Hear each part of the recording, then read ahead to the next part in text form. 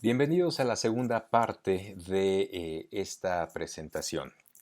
Esta segunda parte hace referencia al primer epígrafe del contenido que lleva por título antecedentes, es decir, lo que necesitamos recordar para evaluar al mensaje interpretativo. Ustedes cursaron con la doctora Tonantzin una serie de contenidos vinculados a la interpretación del patrimonio, esto desde el momento en el cual ustedes decidieron agregar como parte de los entregables de la vinculación comunitaria a un guión interpretativo. Bien, en este sentido, solamente recordar algunos aspectos relacionados con la interpretación del patrimonio.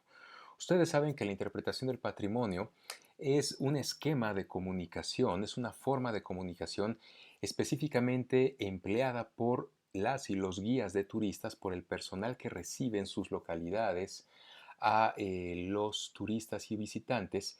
Y ese esquema de comunicación tiene por objetivo em, presentar a los visitantes los significados más representativos y más relevantes del patrimonio local a través de mensajes que impactan tanto la inteligencia racional como la inteligencia emocional.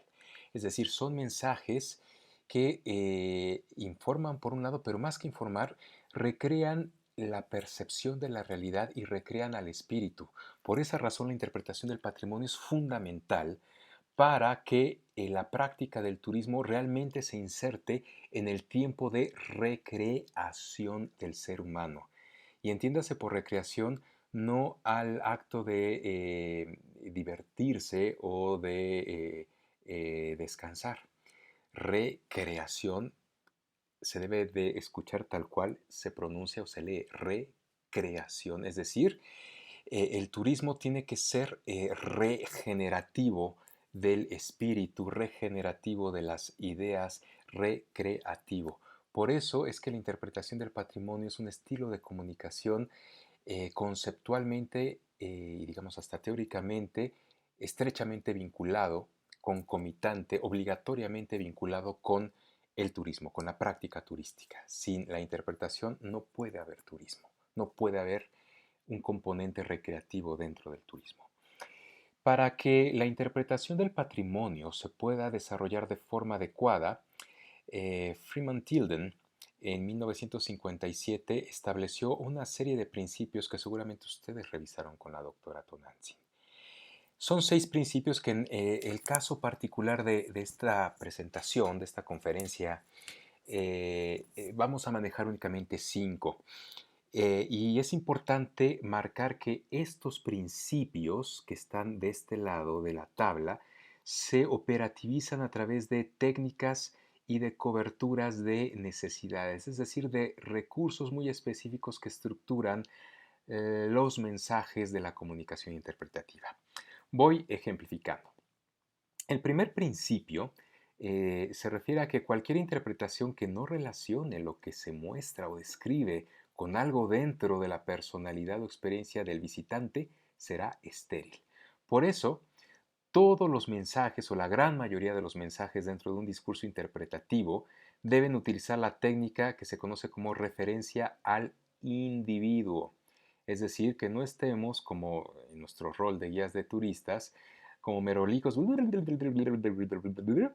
sin conectar lo que se está explicando con la vida, los referentes del individuo. Pensemos en un recorrido donde estamos hablando de plantas medicinales.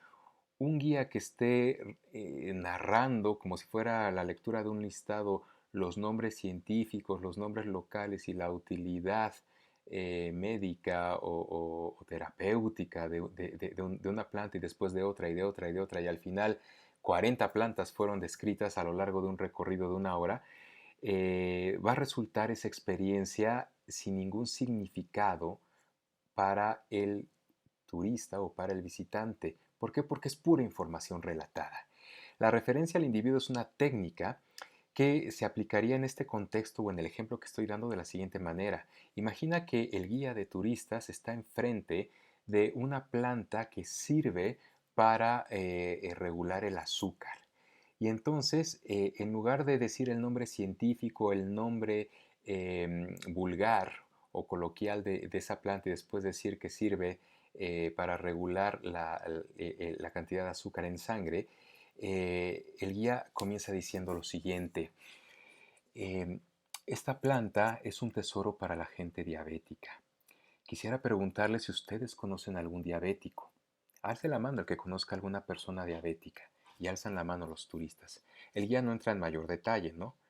Solo se da cuenta que los visitantes conocen a gente con diabetes y entonces si conocen a gente con diabetes o ellos mismos, los visitantes, son diabéticos, la información les va a interesar. Ah, veo que varias personas conocen varios de ustedes conocen a personas diabéticas. Lo que les voy a contar a continuación es un tesoro, es algo muy valioso para esas personas que ustedes conocen. Presten atención. Esta planta se llama así la conocemos con este nombre. Científicamente esta es la taxonomía. Lo interesante es que esta planta cuando se prepara como un té, como una infusión, regula la sangre, la cantidad de azúcar en sangre. Y como ustedes saben, eso es importante porque los diabéticos, si a ustedes les interesa adquirir esta planta o quieren aprender a sembrar esta planta, con gusto les podemos dar o les podemos ofrecer, mejor todavía, ofrecer un curso taller de 20 minutos para aprender a hacer el cultivo, a realizar el cultivo. Les daremos algunas semillas y todo por el módico precio de Plus. ¿Vale? Si te das cuenta, el mensaje que acabo de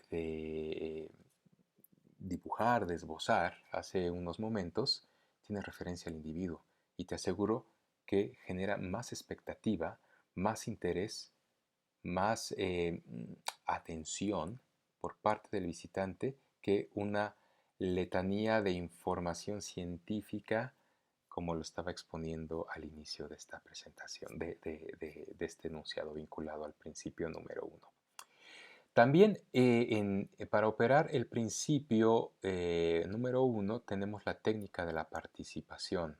La participación se refiere a que los turistas utilicen sus cinco sentidos o la mayor parte de esos sentidos para vincularse directamente con el patrimonio y eso genera ya una experiencia de primera mano, una referencia personal vívida de el visitante con el patrimonio. De forma tal que la experiencia no se vuelve estéril, porque es experiencial, valga la redundancia en este caso. Te das cuenta entonces que cada principio se vincula con técnicas, ¿verdad? Bueno, esto hay que tenerlo en consideración. No voy a explicar el resto porque eso se supone ya es un conocimiento que tienes adquirido. La pregunta es la siguiente. ¿Qué tiene que ver esto de la evaluación Real con las técnicas y las coberturas de necesidades con las cuales se operan los principios de la interpretación? Bueno, es muy claro. Resulta que la evaluación Real, que es una propuesta de las doctoras, las profesoras Weiler y Walker en 2014 y posteriormente desarrollada por mí en 2020, de la forma en la que te voy a explicar en esta presentación, resulta que este acrónimo, el Real, opera de la siguiente manera, o se entiende de la siguiente manera. Cada una de estas letras es el acrónimo, como lo veremos más adelante, de una cualidad interpretativa. ¿Te acuerdas de las cualidades del chisme? Bueno, pues estas palabritas, o más bien estas letras, hacen alusión a un componente de la comunicación interpretativa.